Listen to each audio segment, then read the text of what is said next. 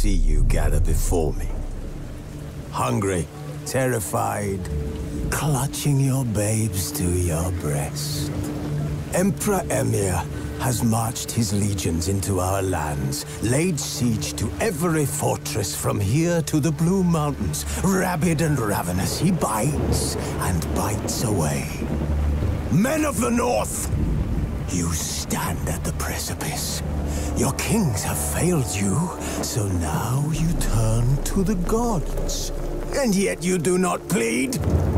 You do not kneel to dust your heads with ash. Instead you wail, why have the gods forsaken us? We must look into the trials we failed long ago. In a time past, our world intertwined with another through an upheaval scholars call the conjunction of the spheres. The gods allowed unholy forces to slip into our domain. The offspring of that cataclysm was the nefarious force called magic. Yet we did not banish it, instead studying the vile arcane for our own power and wealth. And the monsters at our door, the unholy relics of this conjunction. The trolls, the corpse-eaters, the werewolves. Did we raise our swords against them? Or have we laid this burden on others? On so-called witches. Stray children taught the ways of foul sorcery, their bodies mutated through blasphemous ritual. Sent to fight monsters, though they could not distinguish good from evil. The flicker of humanity, long extinguished within them. Yes, their numbers have dwindled through the years. But a few still roam our lands, offering their bloody work for coin. To this day, they shame us with their very existence. The North bleeds, flogged by war. The battles are the gods' whip, chastisement for our sins. This bard's tale begins near White Orchard, with my dear friend Geralt of Rivia seeking his lover of yore, the sorceress Yennefer. She'd eluded him for years, but now seemed just a few steps ahead. After many trials and tribulations, Geralt finally learned that Yen was in nearby Vizima. Geralt and Yennefer were reunited, but something even more important happened in Vizima.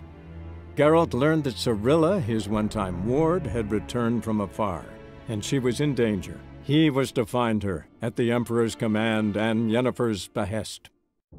The Witcher's contact in Velen was to be Hendrik, the Emperor's spy. Hendrik was operating incognito in that war-ravaged land.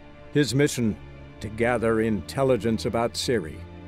Yet Geralt arrived too late. The Wild Hunt had reached Hendrik first. The Witcher learned nothing from the spy's corpse, but the Wraiths had failed to find his notes. Geralt read them, and knew that Ciri had been a guest of the Bloody Baron, a local warlord, and that she'd quarreled with a witch. While searching for the witch Ciri had quarreled with, Geralt ran into an old friend, Kira Metz. The sorceress told the Witcher about a masked mage.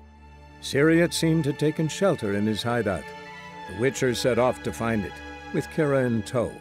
Ciri had never reached the elven mage, yet the Wild Hunt had. The ghostly retinue was one step ahead of Geralt, or so it seemed. The Witcher felt it always lost, until Kira gave him a new lead. The Crones of Crookback Bog. While in Crookback Bog, Ciri had happened on the Crones. The beastly sisters took her in, then wavered, unsure if they should eat her or surrender her to the Wild Hunt. Ciri escaped before they could decide. Pursued by a spectral rider, she had fled into the swamp, where Geralt lost her trail once more. He now needed a new lead.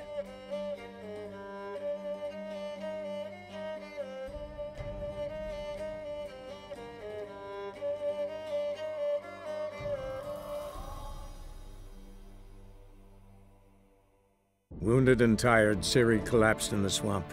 Some peasants found her and took her to the Baron, Velen's self-appointed ruler. The warlord took the young woman in, had her nursed back to health, then sent her on her way to Novigrad. As the Emperor's spies told it, Ciri had reached Novigrad. A lone attempt to find her in the North's largest city would certainly fail. But Geralt had friends he could count on. The Witcher decided to contact Triss Merigold.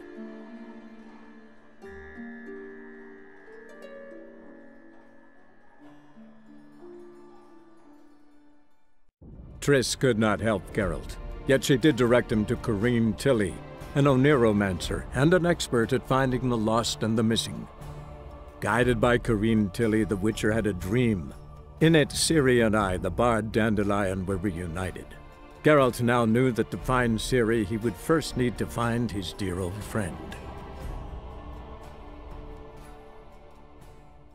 But finding me proved no simple task, for having fallen afoul of Novigrad's underworld bosses, I'd disappeared. Yet Geralt soon discovered my whereabouts, a cell in the dungeon of the Temple Guard. With the help of our friends, Geralt managed to free me. Good thing, too, for indeed I knew what had happened to Ciri. Sadly, she was no longer in Novigrad. Pursued by bandits, then cornered by the Temple Guard, she had disappeared in a flash of light and a gust of heat. Where to? This I did not know. As Yennefer of Vengerberg told it, there had been a magic explosion in Skellige. Related to Ciri's reappearance, it had destroyed a vast swath of forest.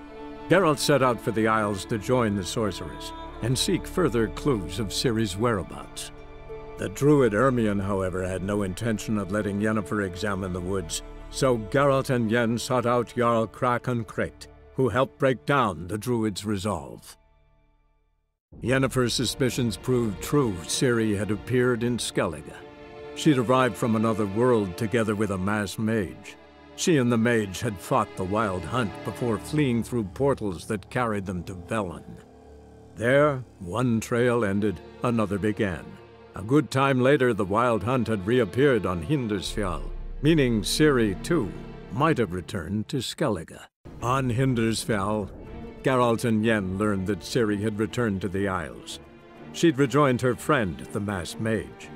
They had boarded a boat and sailed off in an unknown direction. The boat had returned, one passenger on board, a creature as mindless as it was hideous. One of Skellige's Jarls captured the poor beast, then sold it to a merchant from Novigrad. His long search for Ciri led Geralt to conclude that Uma, the ugliest man alive and the victim of a curse, was the key to finding the young woman. Geralt needed to lift the curse, so he took Uma to the home of the world's greatest specialists on dark spells, to the Witcher's fortress of Kaer Morhen. The curse that held Uma proved hard to lift, but Yennefer and the Witchers managed to do it. The ugliest man alive revealed himself to be not man, but elf, and an elven sage at that. Avallac'h, for this was his name, was the elven mage who had helped Ciri flee the hunt, then hidden her away on the Isle of Mists. Geralt found Ciri at last, on the Isle of Mists where the elven mage had concealed her. There was no time to rejoice, for the Wild Hunt descended on them. They fled, Ciri teleporting them to Kaer Morhen, where their friends awaited. The Wild Hunt arrived at Kaer Morhen soon after. A great battle ensued, and the fortress's defenders might all have perished had Ciri not demonstrated her powers. So sudden and violent was her outburst that the Wild Hunt was forced to withdraw. The battle was won, the war had barely started. After the Battle of Kaer Morhen, the defenders licked their wounds and mourned their losses, save Ciri, who began to plan her revenge. She woke Geralt one night and urged him to travel with her to Velen, to the top of Bald Mountain, where she knew she'd find Imlerith. She had decided he had to die. Her plan proved sound. On Bald Mountain, Geralt and Ciri killed Imlerith and two of the crones. Spurred by their success, they resolved to challenge Eredin. Geralt had to face Eredin, but could only hope to beat him with the help of friends. The Wild Hunt could be defeated with exceptionally powerful magic, so Triss and Yen set out to reconvene the Lodge of Sorceresses. Avallac'h, too, began to lay plans of his own. The elven sage decided to erode the King of the Hunt's support in his own realm. With Geralt in tow, he ventured through other worlds to the city of Tir na Liah. There they found Eredin's viceroy, Gels. Gels had been a loyal subject of the older folk's previous king. When he learned Eredin was a regicide, he agreed to help defeat the usurper. The king of the Wild Hunt sailed aboard the Naglfar, a giant longship that traveled between worlds. As Gels had advised, the Witcher set out to find the Sunstone, an artifact needed to draw Eredin into a trap. Using the Sunstone, the sorceresses of the Lodge summoned the Naglfar to a bay on the Isle of Unvik. Thus began the last decisive battle against the Hunt.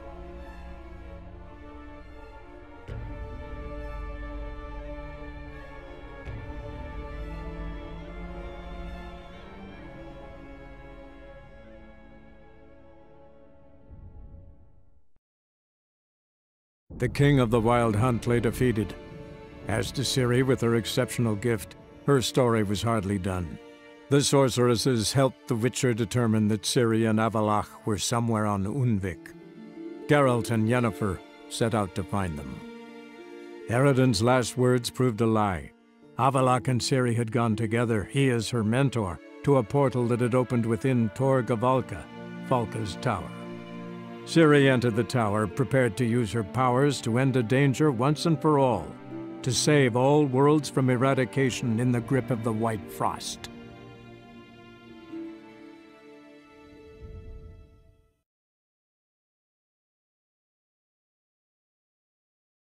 The Third Northern War ended. The invader from the south achieved complete victory. Robbed of Radovid's tactical genius, the northern realms could not withstand Ymir's countless legions. Black banners appeared over Novigrad and all Redania. Weary of rebel raids, Ymir var Emreis conceded, restoring Temeria as a realm in liege to the Empire. When the guerrillas laid down their arms, the Emperor shifted his forces to other fronts.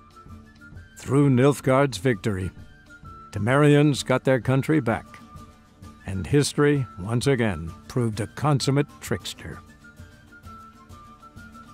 Having dealt with Radovid, Ymir var Emreis did the same with enemies domestic. The Emperor's loyal spies named all who had conspired against him, traitors, soldiers, and aristocrats alike. Though their mutiny had only been a murky plan, the Emperor showed no mercy, as was his wont. Radovid had many faults. He was cruel, impetuous, and pathologically ambitious. But he was a tactical genius, that's undeniable. Commanding forces far outnumbered by his foes, he handily defeated the invader from the south. The Redanian eagle spread its wings, taking all the north, including Novigrad, beneath them. With victory in the war against Nilfgaard secured, Radovid proceeded to complete his witch hunt. As they had in Novigrad, pyres burned in Temeria and Aedirn, lands now liberated by the Redanian monarch. In the drive for moral renewal, simple herbalists, pellers, healers, and non-humans, all supposed heretics, were murdered in droves. For many, freedom beneath Radovid's scepter proved more tragic than servitude to another. The Third Northern War was a clash between two great strategists, Radovid V, known as the Stern, and Ymir var Emreis. Both seemed invincible, yet both were defeated. Nilfgaard, invading from the south, was repelled in the field, while the North's supreme leader fell victim to assassins. Yet Redania stood victorious, and a man who had thus far operated in shadow took up the reins of power. That man was Sigismund Dijkstra. Once firmly in the Chancellor's seat, Dijkstra ruled the victorious North in his patently cynical and ruthless manner. He knew that to preserve peace, he would need to prepare for war. Following Nilfgaard's example, he consolidated his rule over vast lands through a broad program of settlement and industrialization, all for the good of his subjects, though often contrary to their will. As long as his armies went from one victory to the next, Ymir's subjects remained boundlessly obedient. When a string of humiliating defeats proved var Emreis fallible, the opposition, thus far secret, attacked. The subjects of the Emperor who had danced on the graves of his foes laid him to rest in a tomb of his own. For ages, men had shed each other's blood in the quest for Skellige's crown. Politics as usual, just a difference of degree. Yet the bloody feast at Caer Trolda was different. It was dishonorable, treacherous, needed investigation. More Witcher's work. Work that culminated with the crowning of the Isle's new ruler. In Skellige, anyone can be king. All they need is the Jarls on their side. Sometimes a mediocrity gets just that, and the Isles get a ruler the clans don't respect. No one expected much of Svanrige, of Clan Twirsich, but he went down in history as the founder of a dynasty, and as the king who united all the clans against Nilfgaard. Many islanders believed Svanrige would be no more than his ambitious mother's puppet. The young king proved them wrong, ignoring her whims and ruling with an iron hand all his own. Tired of the Jarls and their endless feuds, he resolved to turn the Isles into an absolute monarchy, modeled after those of the continent. What he resolved he achieved, but only by shedding his countrymen's blood. For ages, men had shed each other's blood in the quest for Skellige's crown. Politics as usual, just a difference of degree. Yet the bloody feast at Caer Trolda was different. It was dishonorable, treacherous, needed investigation. More Witcher's work. Work that culminated with the crowning of the Isle's new ruler. Though the war on the continent had ended, Hjalmar refused to lay down his arms. The young king pledged to raid and burn the shores of the Empire of Nilfgaard each spring. He meant to keep his word, even at the cost of drowning his people in their own blood. For ages, men had shed each other's blood in the quest for Skellige's crown. Politics as usual, just a difference of degree. Yet the bloody feast at Caer Trolda was different. It was dishonorable, treacherous, needed investigation. More Witcher's work. Work that culminated with the crowning of the Isle's new queen. While the continent bled engulfed by war, Skellige bloomed under Ceres's enlightened rule. Unlike those who had come before her, the young queen did not raid foreign shores, looking instead to her people, tending to her land. The island-bound nation prospered, though its fangs of yore were dulled. If I'm to choose between a greater and lesser evil, I'd rather not choose at all. Usually, though, the stakes are just too damn high. Sometimes in choosing a greater evil, you do good, albeit in a small way. When I chose to save the orphans of the swamp, I couldn't know Anna would die, and I never thought the Baron would leave his wife where she lay, find a rope and hang himself. Most times, you make your choice and never look back. Witchers were made to kill monsters. It doesn't matter who posted the notice. The coin has to be right. That's all. Witchers don't debate. Their conscience plays no part. They just get on with it, then pick up the coin pouch tossed at their feet and set off on their way. Folk don't expect Witchers to save them from themselves. Kira Metz was manipulative, a schemer, and loved every minute of it. She was also stubborn, even for a sorceress, but she had quite the gift. Boy, could she be convincing. Deep down, though, Kira was a little girl. She expected far too much of life and demanded instant satisfaction. Little girls end badly when they fall in with the wrong crowd. Few can refuse a sorceress, and Kira Metz certainly had her ways. But when she demanded the Mage Alexander's notes, I had to turn her down. Kira needed that, as she needed the impetus to start anew. She found it where she least expected to. Years later, known for discovering the cure for the Catriona plague, she was thankful none remembered her time in hiding as a village witch. No one mourned for Horson Jr. In all his miserable life, he'd never helped a soul. Amusingly, once dead, he became a useful member of society. They say everyone deserves a second chance. Seems true enough. Horson got his, in a way, sharing it with a Doppler named Dudu. Horson Jr. wasn't a pious man, but there came a moment when he prayed to all the gods at once, for his life, Since the gods disliked Junior, they granted his prayer. Years later, he had just one regret, that at the moment in question, he hadn't surrendered to death, for he had had the courage then to do so, courage he would never have again. They say ghosts are a manifestation of inner fears. Hauntings are said to be longing and loneliness grown to vast proportions. There's no truth to that. It is true, however, that monsters can be as lonely as humans, and that to conquer one's loneliness, one must first conquer one's fears. Some manage to do just that. Long ago, to isolate themselves from a world of beasts, humans began building cities. But since beasts prowl within stone walls as well as they do outside them, this did not allay human fears. The truth is, walls guarantee no one's safety. The place where you lock yourself in and lock all else out, that's not your home. Your home is sometimes a place you travel long and far to find. Hatred and prejudice will never be eradicated, and witch hunts will never be about witches.